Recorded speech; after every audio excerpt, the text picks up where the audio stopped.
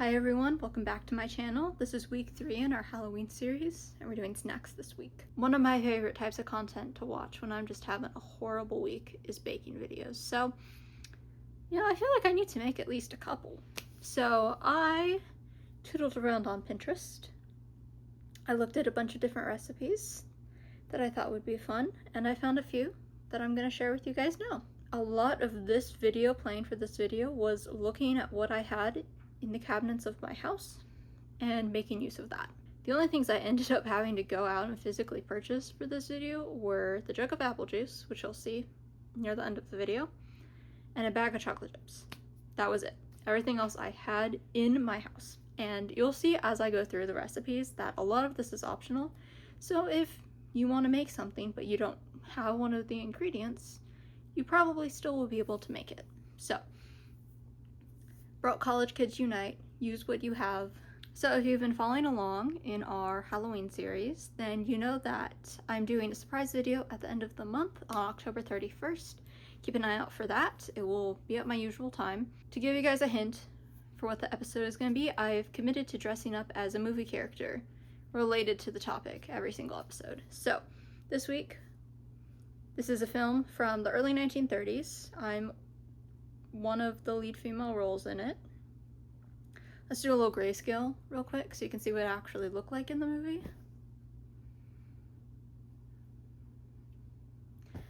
Gorgeous. Ignore the fact that my hair is dark, her hair is light, and ignore the fact that I did not shave off my eyebrows. There you go. There's your hint. Without further ado, I'm gonna give it over to future me on voiceover. Take it away, future me.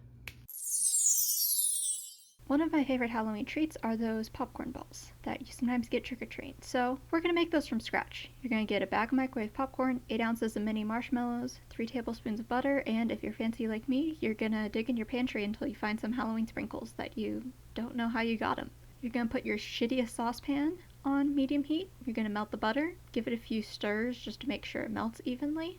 And, maybe while you're waiting, you can have some of the popcorn, have a little snack for the chef.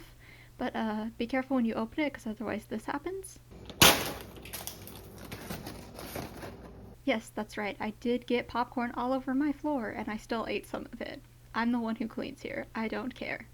So you're going to keep stirring your butter, wait until it melts, and when it's all the way melted, you want to add the mini marshmallows. Now, you can use bigger marshmallows, but the benefit of the tiny ones is that they have more surface area, so they'll melt faster. You don't risk burning your butter or anything. So stir that pretty much the whole time until they're melted. If you're feeling crazy, you can just kind of stab them a bit to break them up. Whatever works. Just get them all melted. And then at this point, they're all melted here. I try to show you guys. You can't see it without me pouring melted marshmallow all over the stovetop, but just wait until there are no more marshmallows. Then you can add the sprinkles. This is totally optional. The dyes from the sprinkles will make the marshmallow mixture turn weird colors, so if that's gonna bother you, just don't do this part. But yeah, stir that in, give it a good mix, and then if you're dumb like me, you can add the popcorn directly into the pot that isn't big enough for all that popcorn, and then you can try and stir it and fail because you don't have enough room and you're spilling popcorn everywhere and regretting everything about your life.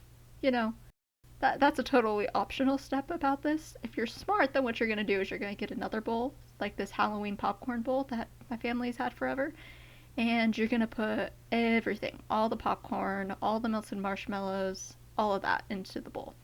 And stir it up. You want all of the popcorn covered in the gooey marshmallow mixture, otherwise it's not going to stick together. I'm using a rice paddle here, and I'm just kind of turning it like you would cake batter. And then you are going to want to oil your hands with vegetable oil, which I didn't do in frame for some reason. This is so the popcorn doesn't stick to your hands, and then you're just going to want to grab a big chunk of it, fold it into balls, and put it on some parchment paper. I put a cutting board underneath my parchment paper so I can carry it and put it in different places, but anywhere will work. You just want to use parchment paper or an oiled surface so the popcorn balls don't stick to your counter, basically. So I'm just, grabbing about a palm-sized amount of it and making it in balls, and then eating the remainder and getting stressed out because my hands are covered in vegetable oil.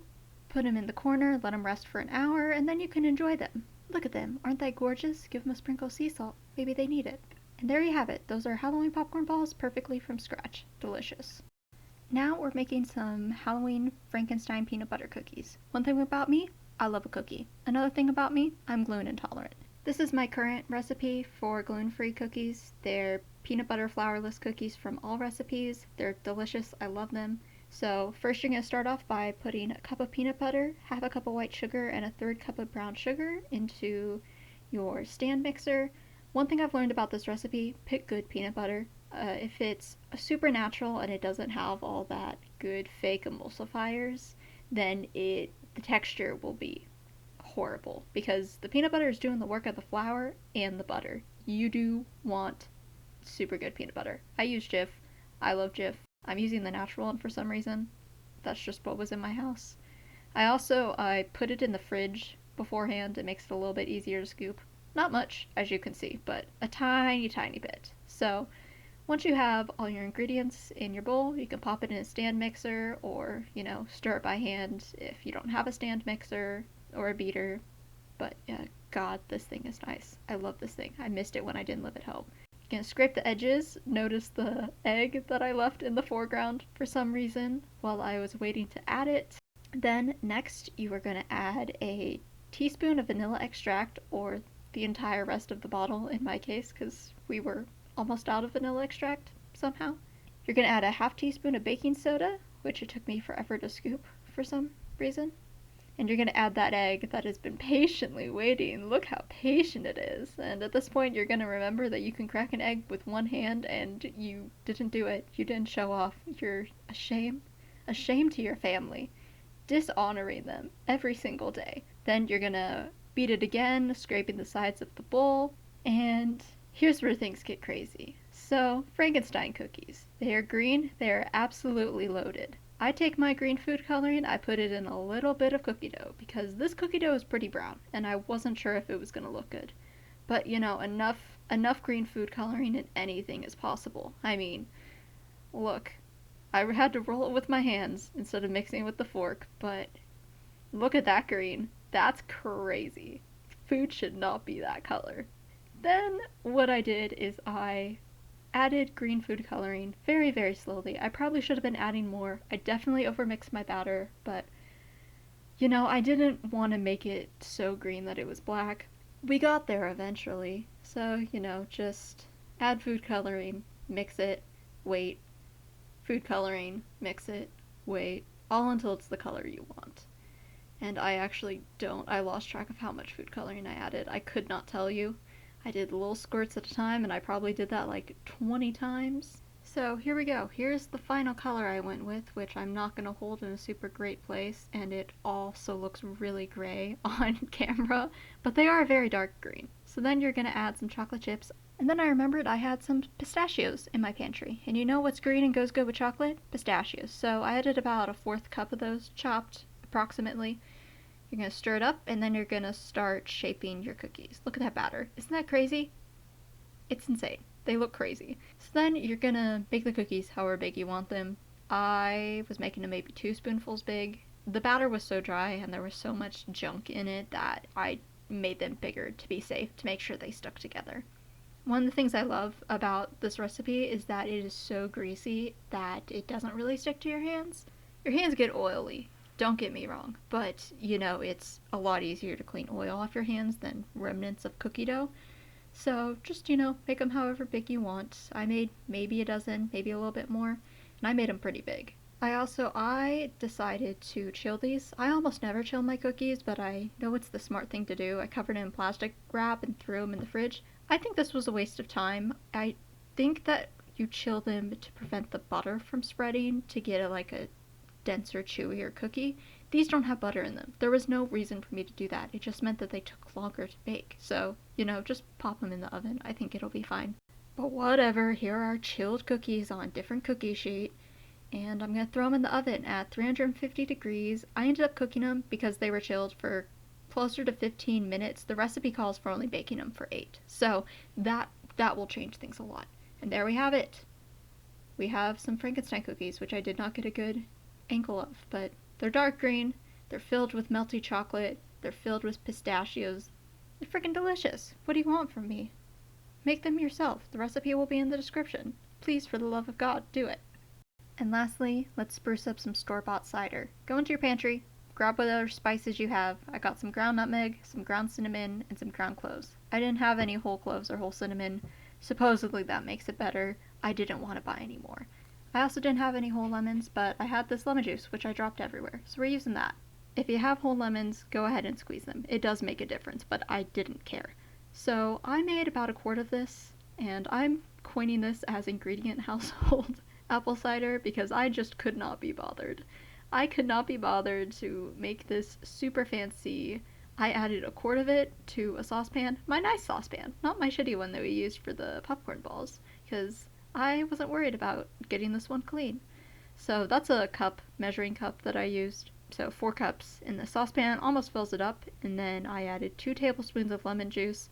I think I cut it out, but I did spill lemon juice everywhere. It went all over my counter.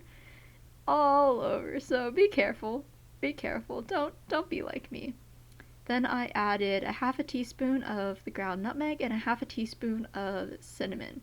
And you can see the ground nutmeg, it sprinkles so nicely, and then the ground cinnamon just kind of falls in there.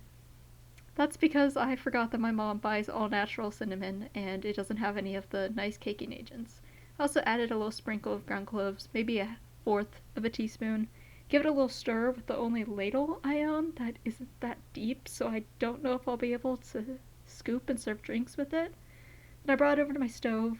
I put it on medium, high heat, and gave it a stir and just brought it up to a simmer. Wanted to keep the heat pretty low so that it didn't boil over, but I wanted to give it enough time to heat up while also absorbing all the flavor from the spices. I probably cooked it for 20 or so minutes. You can see now after I move my camera that it's finally starting to steam, finally starting to get up there. And as it got hotter, the spices kind of floated to the surface, so I had to keep mixing them in. It went okay. Grab a little spoon, get a spoonful, blow on it so you don't burn your mouth. I did burn my mouth on this multiple times. Give it a little taste test. At this point, I decided I want a little bit more cinnamon, so I added maybe a fourth of a teaspoon more. Once you're happy with it, you can serve. And look at these little cute glasses I have that we got for Spanish coffee. Spanish coffee is one of my Roman empires, don't ask. So then you're going to ladle it up into your cup, and there it is. Beautiful. Try not to burn your mouth on it like I did right now. It's a good thing you can't see my face. Then, if you want to garnish it, you can add the only cinnamon stick that I could find in my house, the only one, and a lemon slice that is weirdly almost too big for the cup. At least it looks nice, I guess. And if you're an adult and you'd like an adult beverage, or like I wouldn't drink cider unless it had a little special something in it, you can add some rum, you can add some bourbon, whatever liquor of your choice. I tried some Bacardi. I think I would have preferred Captain Morgan if I had it. Bacardi just doesn't have very much of a flavor, so, it doesn't add anything, but I bet Captain Morgan would go really nice with this. Anyway, that's my ingredient household apple cider. It was delicious. I want to make more, and I will. And there we have it. Those are all Halloween snacks. We got our cider, we got our popcorn balls, we got our Frankenstein cookies, and we have some of the Halloween So-Chill chips, just for funsies. The popcorn balls are that perfect combination of sweet and salty. They were delicious. The cookies are crumbly and gooey at the same time. Despite overmixing them, they came out great. The cider is so flavorful. I'm very happy with everything I did here today, and it was worth all the times I had to wash my hands.